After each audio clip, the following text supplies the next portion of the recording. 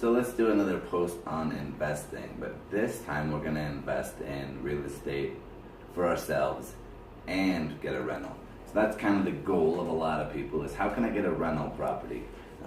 Obviously that can be difficult, so let's talk about what potentially is the easiest way to make that happen. The easiest way to make that happen is for you to lease the house that you own, assuming you own a house. You lease your house, you buy a second house that's a little bigger and a little nicer. You move into that house and you lease out the house you currently own. So how do we make that happen? This can be complicated. The real trick is the way lending works. So like all purchases, we start with lending. We meet with the lender. Lending right now is a little strict, but not too bad. So for a worst, sort of best case scenario, let's assume we can borrow 45% of our monthly income. We need to, $4,000 a month. Let's say you make $4,000 a month, and you can have 45% of that as your bad debt, or your debt in any way, I should say, any debt.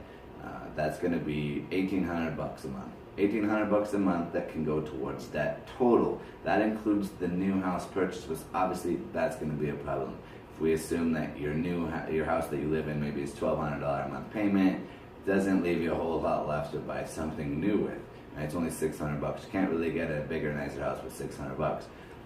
So you lease your house out, and that will free up that money. Well, that's still not a ton, because that's still debt. And the way that lenders have gotten around this, this loophole existed for a while, then closed up for a while, then got changed, and now it's kind of back, is you can borrow 75%, or debt can be relieved of up to 75% of your lease value. So for easy math, let's just make it be even. You make $1,200 in your mortgage payment, and you can rent the house for $1,200. Probably not the case in our market, but let's just play that it is. Right? So it's a wash. It doesn't cost you anything, right? Out of your own pocket. A lender will allow 75% of that debt to go back into the equation on your side. And that's going to be $900, right? So you have $900 that goes out of the debt equation. It only leaves $300 in there. Right? So if you make $1,800 a month that can go towards the debt, any debt. Right? We're going to assume that you don't have any debt, you don't have any bad debt, you don't have any student loans, you don't have any credit cards, nothing. You just have house debt. Right? For this simple math, now you have $1,500, right? That's your $1,200 you were paying already, plus the $300 that's left over. Right? You have $1,500 of your $1,800 that you can use to purchase your new house. So it's going to be a little bigger, a little nicer, a little better neighborhood, and somebody's going to be paying the mortgage on your house that you moved out of. It's kind of a win-win.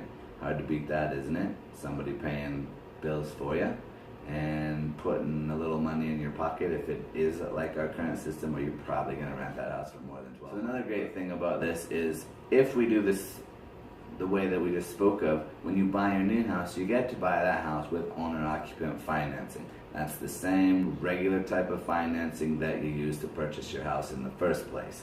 Right? Owner-occupant financing has lower interest rates, you need way less money down.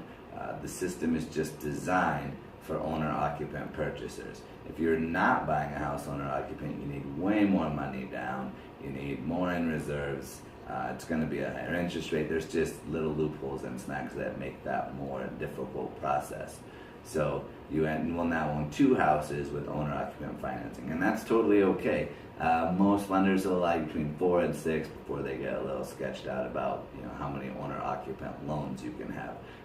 The regulations for the last quite some time have been 10 total, but getting a lender that'll actually make you that 8, 9, or 10 can be a little bit tricky.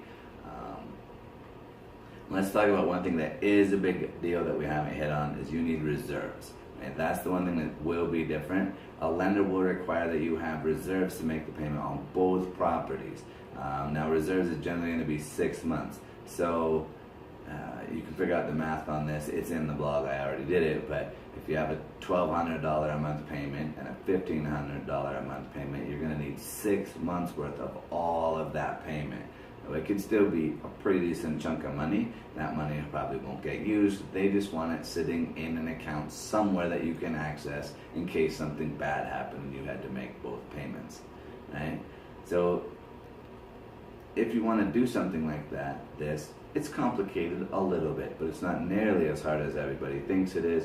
As long as you have a good realtor, hopefully me, and a good lender that can make that loan and work you through the process, you can own 2 houses, have someone paying 1, and you get a bigger, better deal, and you have equity growing on 2 properties instead of 1. Also super awesome. Thanks so much for tuning in, and we'll get you another one here soon.